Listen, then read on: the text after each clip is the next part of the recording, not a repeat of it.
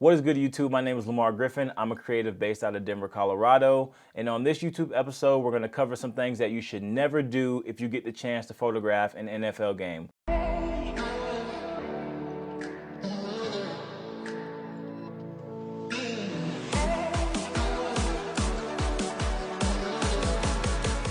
I don't want this video to take too long, so these tips that I'm going to give you go in no specific order. It's just things that I have picked up from real world experience. Most of these things I have never done. Some of them I have. I'll explain that later, but these are the things that I think you should never do if you get the chance to be able to shoot the best players in the world on the biggest stage. Number one, do not show your media credential on social media. So long story short, if you get your credential, don't go around posting it on every social media you have, because sometimes teams don't want people to see what those credentials look like, because some people, maybe they can make it fake. You just don't know the situation, and it's frowned upon in the industry. I was able to learn that just now, so I'm sharing that information with you. Don't put it on social media. Just be smart. I know you're excited you get to shoot an NFL game, as I was when I posted mine, but I made that mistake once. We'll never make it again. Don't show off your credential. Just, take good pictures and hopefully you can post those. Okay, so number two, super self-explanatory. If you get the chance to shoot an NFL game, do not ask anyone for their autograph. Nobody. Not a player, not a trainer, not a coach. Don't even ask the janitor for his autograph. Don't do that. No one. You are there doing professional work in a professional environment. You cannot be there as a media person and walk up to someone and ask them for an autograph. It's game day. Everyone is preparing to do their job. The players are preparing to play. The coaches are preparing to coach. They do not want to sign autographs on game day, especially not to you. You have a camera, you're the media. They don't know you. It might be you've been a fan of them for all your life, and it's finally your chance to ask for an autograph. I'm telling you, do not ask for an autograph while you are working as a media professional during an NFL game. Not before, not afterwards. It's just not a place to do that. If you were a fan, yes, of course. If you see a player, try to get an autograph. That's what fans do. But you have that media credential on. You're there on behalf of whatever you're there on behalf of, whether it be the team, whether it be an agency, whether it be a player, whether it be, a brand. Do not ask a player for their autograph, because it is just not something that you should do to someone that's about to go out and do their job on national TV. So the third one I got for you guys comes from experience. I've never done it, but I've seen it done before. During the NFL, kickers have a designated spot where they warm up, where they're usually warming up most of the game. So whenever you get on that side of where the kicker has his spot, where there's usually a net, and he's, kicking, warming up his leg, getting ready to kick, never, ever, ever walk in that spot. Do not walk in the area where the kicker warms up, because you never know. Sometimes the game is going so fast and you're just trying to get to a spot on the sideline so that you can start taking photos. If you walk in that area while kicker is warming up, and let's say you trip the kicker or you hit something and something goes wrong, you are going to be in a lot of trouble. I've never done this, but I see people sometimes walking in that kicker space. Respect the kicker's space. Respect what they're doing. If you do it once and then you think it's okay to do it, you'll try to go through the kicker space. You won't see him. He'll be there warming up. You get hit by a ball, or even worse, maybe you hurt the kicker, and then that's a problem that I couldn't even imagine what would happen to you. So do not walk in the kicker space under any circumstances during the game, pregame, after game. Just leave the sideline space where the kicker warms up alone. Do not mess with it. Number four, this one's super quick, straight to the point. Never stand behind the home or away team's bench and try to take pictures.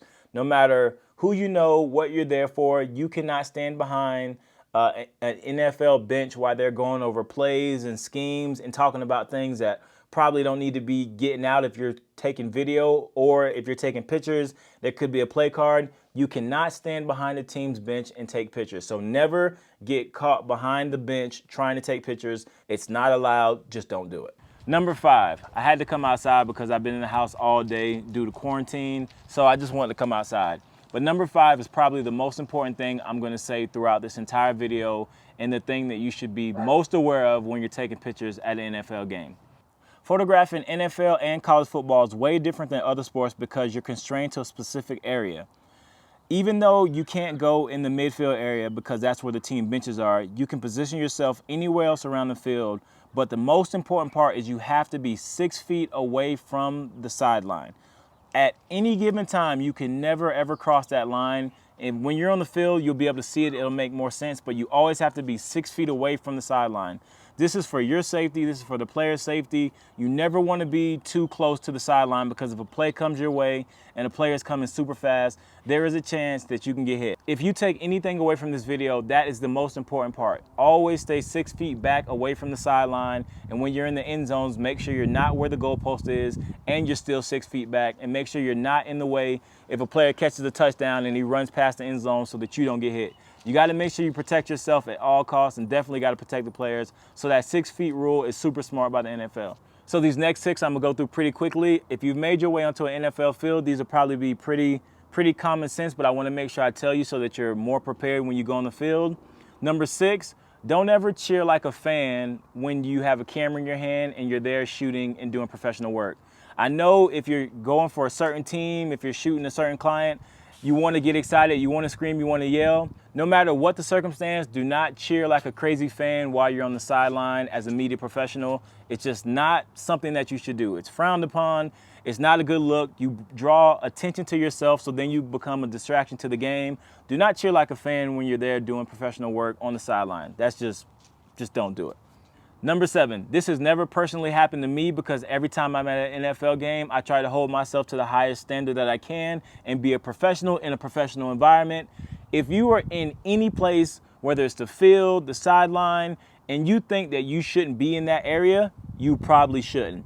So if you're ever in a spot on the field, in the locker rooms, walking around the stadium, any type of space that you're in that NFL stadium, and you feel like you should not be there, you shouldn't be there. Get out of that space as fast as possible. Get back to an area where you're designated, where your credential gives you access to. If you're ever in a spot that you should not be when you have your credential on, you are going to get in trouble, which would lead to you not being able to come back and work with that team. So you do not ever want to be in an area where you're not supposed to be. Number 8, this goes for fans, this goes for you, this goes for everyone other than players, coaches, trainers, and the referee. Never ever step foot on the field. Never go on the field, whether it's pregame or postgame, unless your credential says that you can take pictures pregame or postgame on the field. You should never go on the field. You guys have seen videos of fans running on the football field and security coming and escorting them off. The same thing will happen to you. You can never, under any circumstance, step on the football field. I don't care if your lens cap falls on the field. You do not go pick it up. You tell someone, just never step on the football field. Number 9, never sit anything on the ground, whether that be a camera body, a camera lens, a monopod, anything, your cell phone. Never put anything on the ground on the field while you're there taking pictures. It can be ran over. It can happen so fast. A player, they can be all the way on the other side of the field and someone gets an interception and runs it back. And if your camera is sitting on the ground or your lens is sitting on the ground and the player runs and hits that or steps on that, you're going to be in a lot of trouble. So make sure you never put anything on the ground, even if you think it's just for a second. Always keep all your gear on you, either clipped to you, either strapped to you. I don't care how you got to do it. Never put anything on the ground during an NFL game, ever. Number 10, my last tip. This one is more of a personal preference for me to you. Never stop shooting when the play's over. Thank you guys for watching the video. I hope this helped. If you like it, smash that like button. Until next time, peace.